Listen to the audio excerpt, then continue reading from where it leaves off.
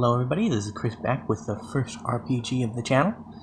Today we're going to be playing some Off in place of our usual MTGA series. Arena wasn't really cooperating with me for the past few days. And instead of just forcing it through and wasting a lot of time doing that, I decided to play some Off. Caution, this game contains sensitive imagery, and maybe not, I don't know if I read that correctly, but it's a well-known game. Watch at your own discretion. There are scary elements. I have seen the end of the game. I haven't played it though. I only watched it. This will be my first time going through. First episode's just gonna be through the tutorial though. Gonna meet the judge. Gonna be Chris. I accidentally exited out of my own name, because I'm still a little bit janky on the control scheme. Not that it has an unusual control scheme. It's pretty standard. I'm a boy. Alright, Chris. You have been assigned the being called the Batter. The Batter is on a mission. Be sure it is accomplished. I'm taking my time here, wondering whether or not to accomplish this mission.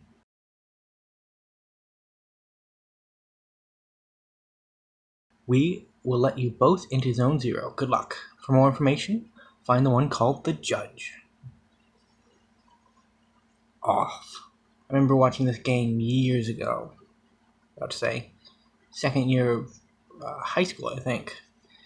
It was such a good game. Such an interesting story. To interact with the environment, press the space key. To move around, press the arrow keys. That's the Batter. He is our marionette in this little story of ours. Entering Zone 0.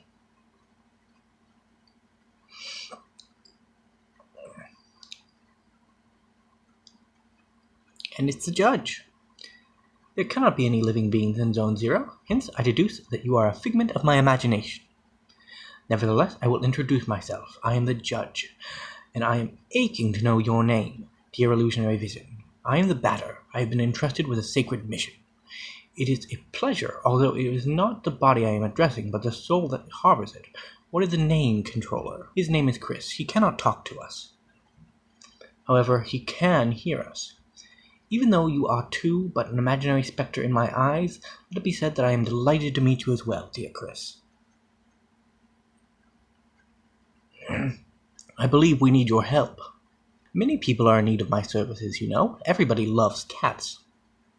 We rub ourselves against their legs and purr in the most insistent manner. They adore that. I'm not talking about that kind of help. I see, but what sort of service could I offer an ectoplasmic entity? I have a sacred mission to fulfill. I must purify the world. There is no objective more laudable than yours. I accept to serve you as a guide through this area, if it is of any help to you. Thank you. Now we follow Judge, our feline avenger. That's weird. Don't quite know what that means yet, but we will by the end of the tutorial. Allow me to inform you that you are quite tangible for a phantasmagorical being. Might you in fact be a person of flesh and blood? I think so. Then I am mistaken from the beginning, and you do not even interpret me. This is relatively bizarre, I must say, for you are the first living being that I was given to encounter in this place. Had I incidentally concluded that Zone 0 was empty land, it was all too obvious that I was led astray. However, there exist other zones, and in those territories, hostile individuals might attack you most violently. Your sacred mission will likely lead you into these lands. Would you like me to acquaint you with the art of violent confrontation? We chose yes. Your opponent, however, is in this case truly to be located on the left, the correct place for single combat. At the beginning of combat, a choice will be presented to you. You have to decide between attack and auto. Naturally, attack allows you to engage a fight in a classical fashion. If auto is your choice, then the computer will make strategic decisions in your place, turning you into a simple spectator. But it is now time to make an attempt. Choose attack and select the batter. Do not utilize the auto function. The computer will not restrain itself, and I fear that it will be taking my secrets to the grave. We will attack Pablo. Not Pablo. The batter. He's apparently pure, so we don't need to worry about him.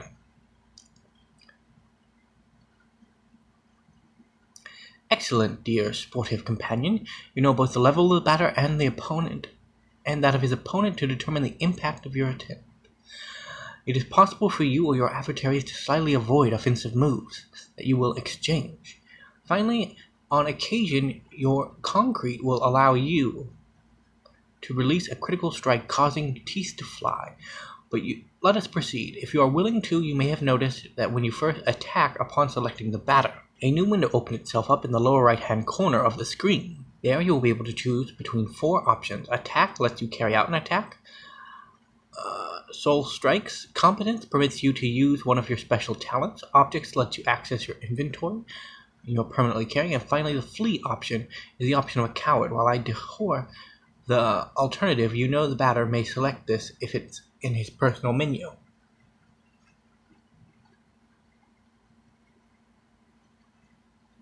Learning a great deal about batting. So, let us attempt the utilization of an item. Take the luck ticket and graciously use it on the batter's person. A luck ticket has been found. We accidentally hit batter. The judge again. Use the luck ticket. Impeccable. Your mastery of batter borderlines on brilliance, my friend. But there is one thing that may not have been addressed yet. I'm of course talking about competencies. They are, generally speaking, a special move that triggers surprising effects. It may be that they are a particular powerful attack or such that they induce. Nevertheless, this, any case of competence, leads to the consumption of competence points. So I suggest you use your skills carefully. If by some mishappenstance you choose to cross swords with a tougher opponent, your recovery of some CP points may mean you'll lose. But let us try this again. Choose competence and use the wide range lucky ticket. Wide angle. That was what it was called. A cryptic feline of odd appearance. The judge. 300 HP, CP 30, no weaknesses / resistances. Now you know not only about the attributes, but also about other sorts. About the wide angle, you know that its analysis will always be based on the start of the battle. Thus, it may accidentally analyze adversaries you've already knocked down for a long time. When the confrontation ends theoretically, then the health points of your team. Take good care of your health, and if you want a successful career in purification. From now on, you'll be ready to dispose of all the impure obstacles that dare appear before you. Well, supposing that your intelligence is on the same level without undeniable capability of dealing with it, that blows to an innocent cat. Be that as it may, your training has not reached its end yet. Let me ask you to follow me if you will still want me to be your guide.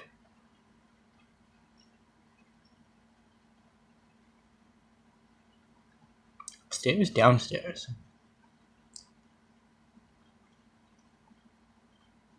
Ah, yes. Press through.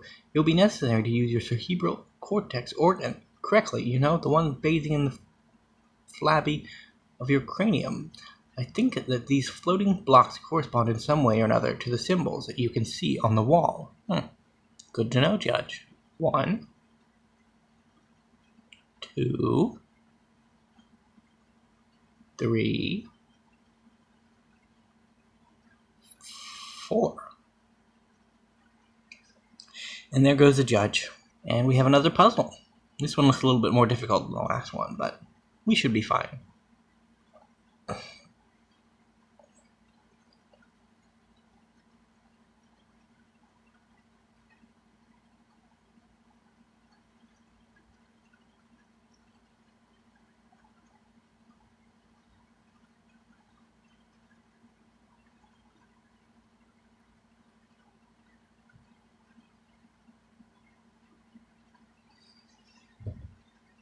We have solved the puzzle.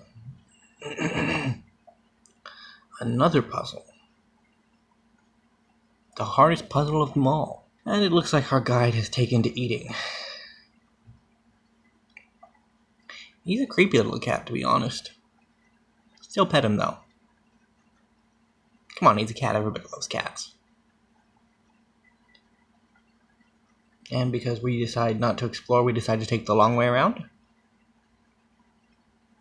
Gotta get in our Doctor Who references, right?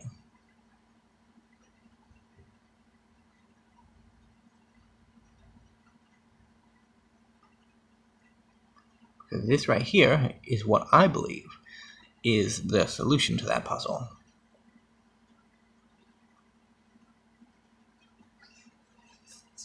And we figure out that we can actually open up these boxes to steal stuff. Well, steal, borrow. It's an RPG. Nobody owns anything.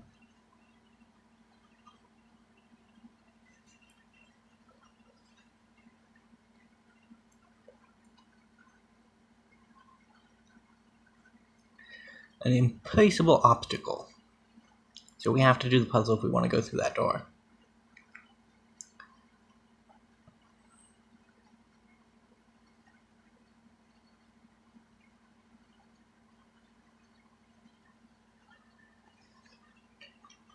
Quite peculiar. So 448287. So we're going to go over to 4. Click it twice. And click 8 once. Maybe click 8 once.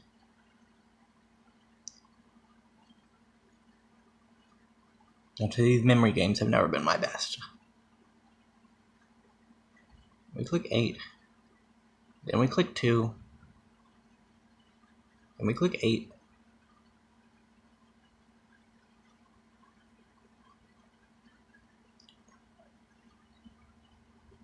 Then we have 7 and C. No clue what C denotes, but I'm guessing it's the bottom one. Looks like we lucked out. Hopefully the judge finishes up his food and can get back to us real quick. Here we are. We have excess that will provide an exponentially useful purifying quest. Your dear enlightened student and supportive friend. It is a cube floating in the air. If you probably notice, nevertheless, you will be able to differentiate it from its ilk. By contrast of its clashing colors, assaulting your gaze with its bad taste, and defying any sensible course of the plastic arts. Do not judge it too harshly, however, for despite its criticizable appearance, this red cube is of undeniable use. Aside from restoring the entirety of your health and competency points, it is capable of saving your progress and sending you into the nothingness. Nonetheless, it is a place of transition outside of space itself, where you can travel from one point to another, the speed of light. Now, I invite you to try it out for yourself in order to discover the locations of more populous than this one. Open your wings, my dear companion, and fly towards the following zones without hesitation. Your only enemy is the fear that will grab you. Okay. Do not worry yourself to travel between different zones of the world. Perhaps we will come to meet again. By the by, take this. This is one of those curious names. Will be the key to Zone 1. I have clarified that you can at any moment consult your inventory and characteristics by pressing the escape key, yes? The Leo card has been found.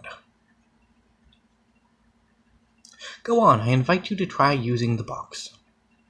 Pop down a save. Return to the nothingness. What a lovely place. Looks like the flowers are the zones. And we've made it to Zone 1. Pretty much what I had intended for this episode, so we're gonna save again, and we're gonna that did save, right? One more time. Alright, let's quit. That way we can check to see if we actually did save it correctly. Continue. Book 1. And we did. That was a save. Okay, well, thank you guys for watching, and see you next time.